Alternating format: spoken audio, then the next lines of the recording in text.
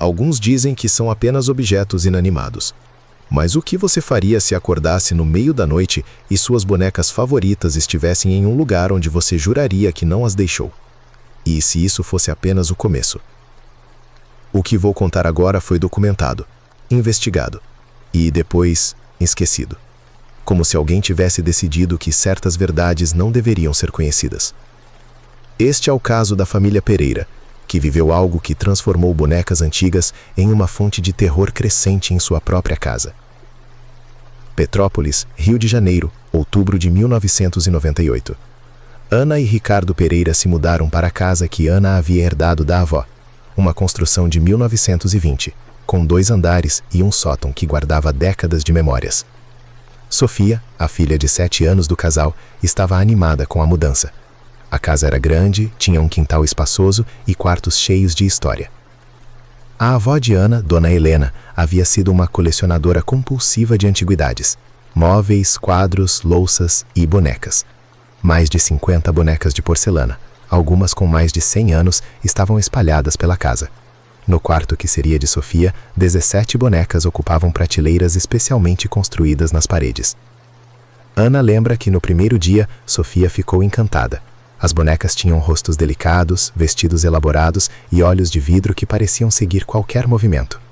A menina passou horas conversando com elas, dando nomes, inventando histórias. Era uma cena doce, inocente. Os primeiros dias foram normais. Ricardo trabalhava como engenheiro civil, Ana era professora e Sofia estava se adaptando à nova escola. A rotina era simples. Café da manhã às 7 da manhã, Sofia saía às 7h30 para a escola, Ana às 8, Ricardo às 8h15. Todos voltavam no final da tarde. Foi na terceira semana que Ana notou algo estranho. Sofia havia deixado suas 3 bonecas favoritas organizadas na mesinha do quarto antes de dormir. Ana lembrava perfeitamente. 2 sentadas nas cadeirinhas de brinquedo, uma deitada na caminha de boneca. Na manhã seguinte, as 3 estavam no chão, próximas à porta do quarto. Ana perguntou a Sofia se ela havia brincado durante a madrugada. A menina disse que não. Talvez tivesse sido um pequeno tremor ou vibração de algum caminhão passando na rua. Explicações lógicas. Ainda existiam explicações lógicas. Mas isso foi só o começo. Na semana seguinte, Ricardo encontrou uma boneca de cabelos loiros na cozinha. Estava sobre o balcão, próxima à geladeira. Ele perguntou a Ana e Sofia se alguma delas havia deixado a boneca ali. Ambas disseram que não. Sofia insistiu que a boneca estava em seu quarto quando ela dormiu. O detalhe que incomodou Ricardo foi a posição. A boneca estava ereta, como se tivesse sido cuidadosamente posicionada. Não parecia ter caído ou sido derrubada. Estava colocada ali. Ana sugeriu que talvez Sofia tivesse andado sonâmbula. Crianças fazem coisas estranhas durante o sono. Ricardo concordou, mas algo em seu tom de voz mostrava que ele não estava totalmente convencido. As semanas seguintes trouxeram novos incidentes. Sofia começou a acordar e encontrar bonecas fora de lugar. Uma manhã, 3 bonecas que estavam na prateleira superior apareceram alinhadas no centro do quarto, todas viradas para a cama da menina. Outra manhã, uma boneca que estava sentada apareceu em pé, encostada na janela. Ana decidiu fazer um teste. Na noite de 15 de novembro de 1998, ela fotografou o quarto de Sofia antes da menina dormir. Documentava a posição exata de cada boneca. No dia seguinte, comparou as fotos com a realidade. 5 bonecas estavam em posições diferentes. Naquele momento, ainda parecia coincidência. Ricardo sugeriu que talvez a casa tivesse algum problema estrutural. Pequenas vibrações, talvez. Ele era engenheiro, conhecia construções antigas. Fez uma vistoria completa. A casa estava sólida.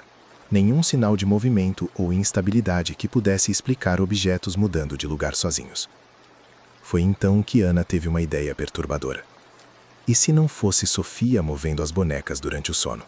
E se fosse outra coisa? Ela decidiu instalar uma câmera no quarto de Sofia. Uma câmera de segurança simples, daquelas usadas em lojas.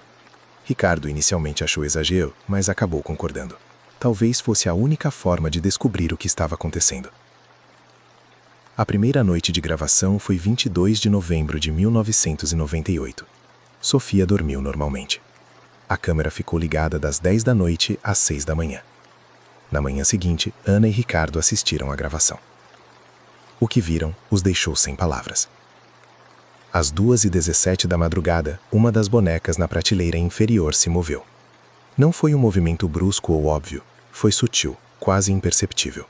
A boneca que estava sentada simplesmente se inclinou para a frente, lentamente, como se estivesse se levantando.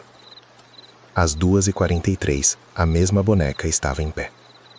Ana e Ricardo assistiram à gravação 3 vezes. Não havia nenhuma vibração visível, nenhum tremor, nenhuma explicação externa. A boneca simplesmente se moveu sozinha.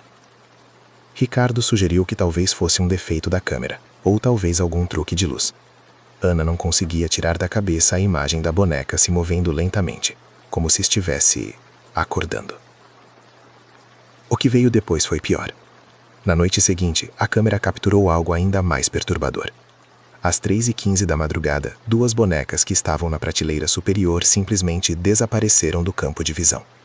1 hora depois, reapareceram no chão, próximas à cama de Sofia. Ana mostrou as gravações para um técnico em eletrônicos. Ele analisou o equipamento e confirmou que não havia defeitos. As imagens eram reais. Mas isso ainda não era o mais assustador. Na terceira noite de gravação, algo aconteceu que fez Ana e Ricardo questionarem tudo o que pensavam saber sobre a realidade. Às 2h27 da madrugada, uma boneca de cabelos castanhos e vestido azul se levantou da prateleira e caminhou até o centro do quarto. Caminhou. Não foi um deslizamento, não foi uma queda seguida de rolamento. Foi um movimento deliberado, coordenado.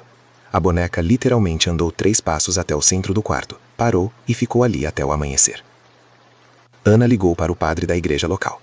Explicou a situação, tentando não soar completamente louca.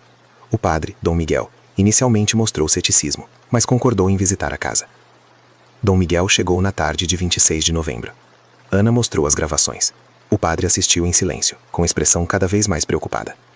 Quando a gravação terminou, ele ficou alguns minutos sem falar. Finalmente, Dom Miguel disse algo que Ana nunca esqueceu.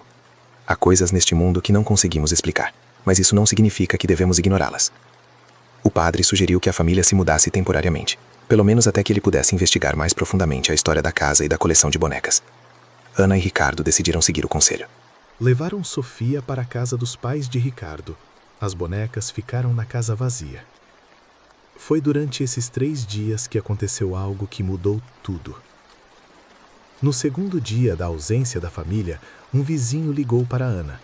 Disse que havia luzes se movendo pela casa durante a madrugada. Não eram luzes fixas, como lâmpadas acesas. Eram movimentos de luz, como se alguém estivesse caminhando com uma lanterna pelos cômodos. Ana explicou que a casa estava vazia, sem energia elétrica. Não havia como ter luzes acesas. O vizinho insistiu. Disse que havia visto claramente e que por volta das 3 da manhã havia ouvido sons vindos do interior da casa. Sons de passos pequenos, como se uma criança estivesse correndo pelos corredores. Ana e Ricardo voltaram à casa na manhã seguinte, acompanhados de Dom Miguel. O que encontraram os deixou paralisados. Todas as bonecas do quarto de Sofia estavam no térreo, espalhadas pela sala, cozinha e corredores. Mas não de forma aleatória. Elas formavam uma espécie de círculo na sala principal, todas voltadas para o centro, como se estivessem esperando por algo. Dom Miguel benzeu a casa inteira, fez orações em cada cômodo. Sugeriu que a família se desfizesse das bonecas, especialmente as mais antigas. Ana concordou. No dia 30 de novembro, ela e Ricardo levaram todas as bonecas para um antiquário local. O dono da loja, Sr. Augusto, conhecia bem a coleção de Dona Helena. Disse que algumas peças eram muito valiosas, de fabricantes europeus do século XIX.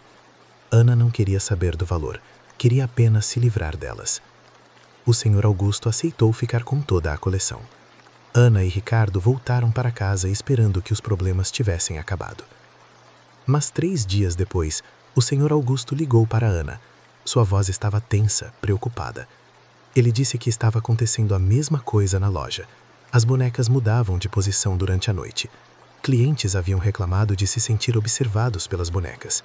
Uma criança havia chorado e se recusado a entrar na loja. O Sr. Augusto queria devolver as bonecas. Ana se recusou a recebê-las de volta. Disse ao antiquário que ele poderia fazer o que quisesse com elas. Vender, doar, jogar fora. Ela não queria mais nenhum contato com aquela coleção. 2 semanas depois, Ana soube pelo jornal local que a loja do Sr. Augusto havia pegado fogo durante a madrugada. A causa do incêndio nunca foi determinada. Não havia sinais de origem elétrica, nem vestígios de combustíveis. O fogo simplesmente começou. Todas as bonecas foram destruídas. Ana, Ricardo e Sofia voltaram a morar na casa em dezembro de 1998. Os incidentes pararam completamente. O quarto de Sofia voltou ao normal. A família retomou sua rotina tranquila. Mas Ana guardou as gravações. E por muitos anos, sempre que alguém duvidava de sua história, ela mostrava os vídeos. Em 2003, Ana decidiu fazer uma pesquisa sobre a história das bonecas. Descobriu que algumas peças da coleção de Dona Helena tinham origens perturbadoras. Uma boneca francesa de 1892 havia pertencido a uma família onde 3 crianças morreram em circunstâncias misteriosas. Outra, alemã de 1884, tinha sido encontrada em uma casa abandonada onde supostamente aconteciam rituais estranhos. Ana tentou localizar registros oficiais sobre essas informações, mas não encontrou nada, como se a história dessas bonecas tivesse sido apagada propositalmente. Em 2007, Ana recebeu uma ligação inesperada. Era de uma mulher chamada Márcia, que disse ter comprado algumas peças da coleção de Dona Helena antes do incêndio. Márcia disse que estava passando pelos mesmos problemas que Ana havia enfrentado. Ana se recusou a falar sobre o assunto, desligou o telefone e nunca mais atendeu ligações de números desconhecidos. Hoje, quase 25 anos depois, Ana ainda guarda as gravações, mas ela diz que prefere não assistir. Algumas memórias é melhor deixar no passado. A casa em Petrópolis foi vendida em 2010. Ana soube que os novos proprietários fizeram uma reforma completa, incluindo a demolição do quarto onde ficavam as bonecas. Ricardo morreu em 2018, de causas naturais. Sofia, agora adulta, evita falar sobre o que aconteceu na infância. Ana diz que a filha ainda tem pesadelos ocasionais com bonecas. O caso nunca foi oficialmente investigado. As gravações nunca foram analisadas por especialistas. E os registros sobre a origem das bonecas desapareceram, como se nunca tivessem existido. Ana hoje vive sozinha em um apartamento pequeno. Não tem nenhum objeto antigo, nenhuma boneca, nenhuma lembrança daqueles meses perturbadores de 1998. Ela diz que às vezes, durante a madrugada, ainda acorda com a sensação de estar sendo observada. Mas quando acende a luz, não há nada além das paredes vazias de seu quarto. O que mais a incomoda não são as lembranças do que viu, é a certeza de que, em algum lugar, outras pessoas podem estar vivendo a mesma experiência, com outras bonecas, em outras casas, e que, assim como aconteceu com ela, ninguém vai acreditar. Até hoje, ninguém conseguiu explicar o que realmente aconteceu na casa dos Pereira. O caso foi arquivado como um relato anedótico, sem valor científico. Mas as gravações ainda existem, e elas mostram algo que a ciência ainda não consegue explicar. Objetos inanimados que, por razões desconhecidas, simplesmente não permaneceram inanimados. Algumas histórias não deveriam ser esquecidas, principalmente aquelas que nos lembram de que ainda há mistérios neste mundo, que preferimos ignorar do que tentar compreender.